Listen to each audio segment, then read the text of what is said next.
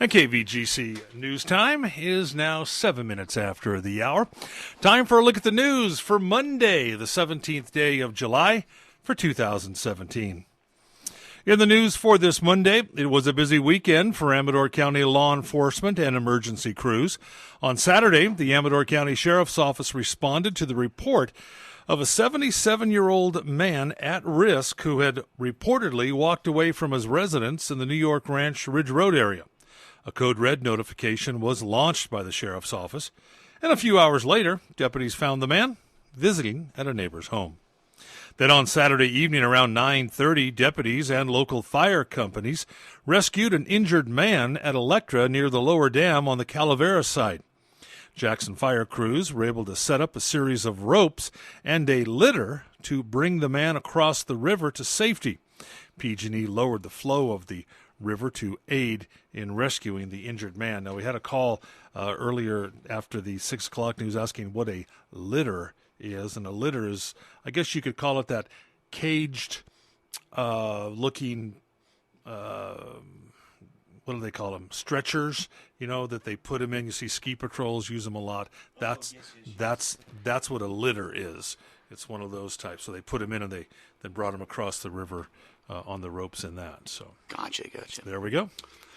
Well, Amador Sheriff deputies responded to a report of a lost hiker near Tanglefoot Mountain Sunday evening. Amador Undersheriff Jim Wagner reports the hiker did have a working cell phone and was able to assist search and rescue crews pinpoint his location. The hiker, spotted by a helicopter crew and then flown to safety.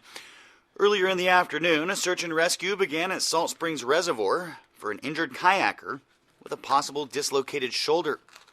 According to Wagner, Sheriff Dispatch received a call from the International Emergency Response Coordination Center that a kayaker at the reservoir had activated an emergency beacon.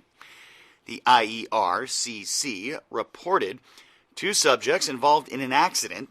One had a broken or dislocated shoulder. The Amador County Sheriff Office able to relay the coordinates of the injured party. Amador Search and Rescue were deployed, along with a CHP helicopter.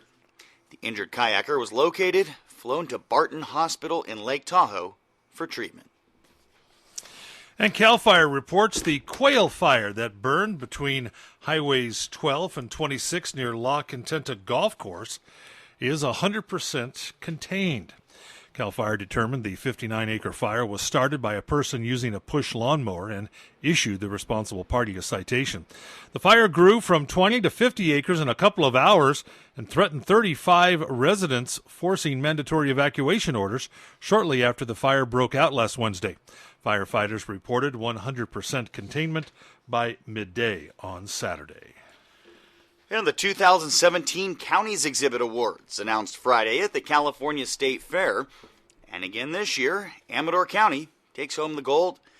The county's exhibit has been a longtime feature at the State Fair. Each county raises money, designs, and builds their exhibit to be displayed at the fair. Now, each of those displays competes to see which county's the best. This year, Best of Show Award went to Sonoma County. But Amador won more than just gold. Under the Special Awards category, Amador was awarded Best Use of Special Effects and Technology. This year marks the State Fair's 50th anniversary at Cal Expo. The fair runs through the 30th. And the Plymouth City Council worked through a short agenda at its meeting on Thursday. First, the council heard from Marie Weens, marketing and event coordinator for the Barbera Festival, and starting next year, the Four Fires Festival as well. Weens approached the board with a sponsorship proposal asking for $5,000. In exchange, the city of Plymouth would have its logo and information featured on promotional materials and ads. That's promotional materials and ads. The city provides support for several events in Plymouth each year, usually amounting to about $100,000 annually, operating on the assumption that such events bring tax revenue to the city. Mayor John Colburn noted that the council only gives $3,000 per year to the county fair, which is a 4-day event.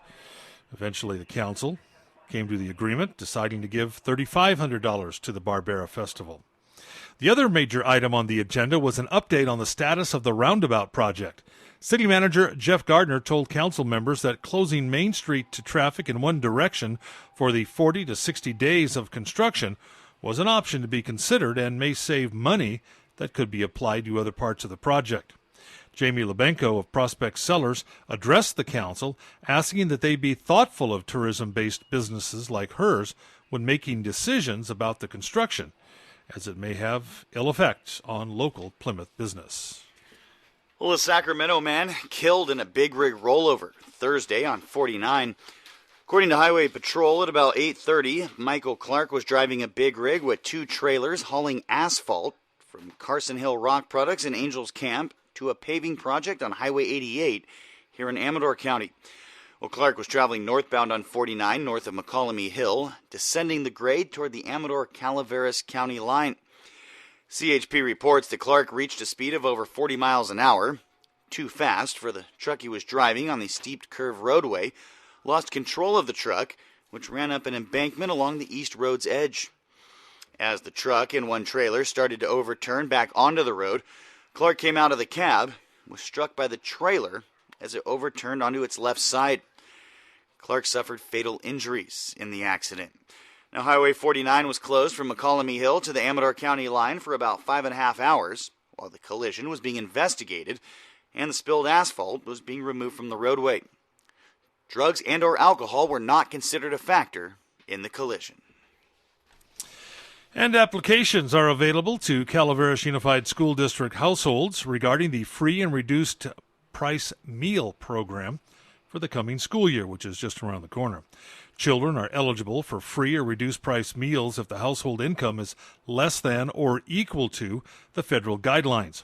Households that want to apply for meal benefits through the National School Lunch Program, School Breakfast Program, and or after-school snack program must fill out one application for all children in the household and mail it to the Nutrition Office, P.O. Box 788, Gold Strike Road, San Andreas. For eligibility requirements or a simple and secure method to apply via the Internet, visit the Calaveras Unified School District website. Marlene Hernandez can give you a hand in filling out any application forms by calling 754-2120. And that's a look at local news on this Monday, the 17th day of July for 2017. From the KVGC News Center, I'm JD. And I'm Jim Geedy reporting.